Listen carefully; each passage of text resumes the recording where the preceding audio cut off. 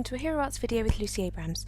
Today I'm going to show you how I created the journaling cards on this card set using Hero Arts digital images and some Hero Arts stamps.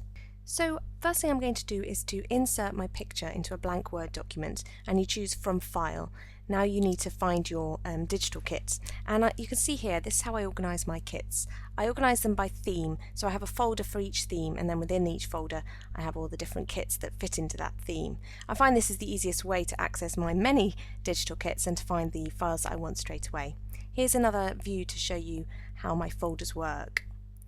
So for this kit, for this stamp, I'm using the Postmarks digital kit. So I've inserted the picture, and the next thing I want to do is format it. So choose Format Picture. What I'm going to do is to change the layout of the picture so that it's behind text. This will be right at the back of my document, so it'll be behind all the other images. Next thing is to change the size. I'm making this one 4.5 inches tall. I'm going to trim it down afterwards, but that's the size for it now. Now I'm going to straighten it because the image is wonky, so use that little green dot at the top and you can just drag it around, move it around to straighten it.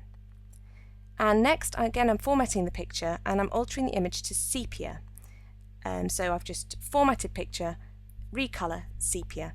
I'm also changing the transparency, you can see there at the bottom, changing that to 30% so it's quite see-through. I've copied and pasted it 3 more times, and then I can lay it out on a sheet printed out onto a sheet of Hero Arts layering paper, and it will be 4 to a sheet. So I've got 4 cards onto one piece of paper. The next thing to do is to insert the next picture. This one is the Rough Stripe stamp from the Rough Stripes digikits. Don't worry, it will enter into the document huge, but don't worry because that will be altered in a minute. So you change the layout to make it in front of the text, and then resize it again to 4.5 inches, the same as the other stamp. The next thing I'm doing is going to Picture and changing the brightness to 100% because I want this stamp to be white, and then you can see it will disappear.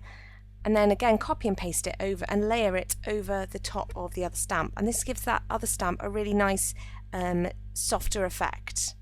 For the next part, I've actually created a new document because otherwise it just gets too cluttered on the one document, and I've imported my 4 lovely images from the Forms and Letters digikit. Again, I'm going to format them to make them in front of the text so they'll lie in front of the other stamps, and I'm changing the size and making them about 2 inches wide. You can alter this later, so it's not a problem.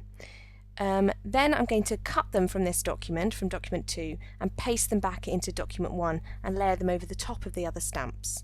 So again, you can see I've done it with the second image, and the third one I've also copied and pasted a couple of times and altered the angles of them just using that green dot at the top again, and then my final one in that corner. And the final thing I've done is import my 4 butterflies from the Papillon, I hope that's pronounced correctly, digikit. They import huge again, but all you need to do is to format the pictures again, alter them to in front of text, and then change the size, make them a couple of inches wide. And then you're ready to put them onto the journaling card too. Just paste them into the document, same as before, and then move them around. So here you can see my final 2 journaling cards here, the top 2, as they are. I've just then printed out the page onto a piece of Hero Arts snow layering paper. And then it's time for the fun part, then it's time to embellish them up. So here you can see my final cards. On this one I've added some pearls, and then I've stitched some seam binding to the side.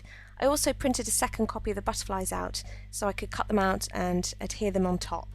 Here I've used a couple of pins which I've pinned through a bow of seam binding, and you can see that with each card I've added the journaling card at a slightly different angle or a different position on the card, which I think gives the card set a bit more visual interest. So again, I've used pins, seam binding and pearls to create a theme for all 4 cards, and here I've just used a stapler to attach some seam binding to the side. And here you go, a final view of all 4 cards together, and I hope you enjoyed the video. Thanks very much for watching.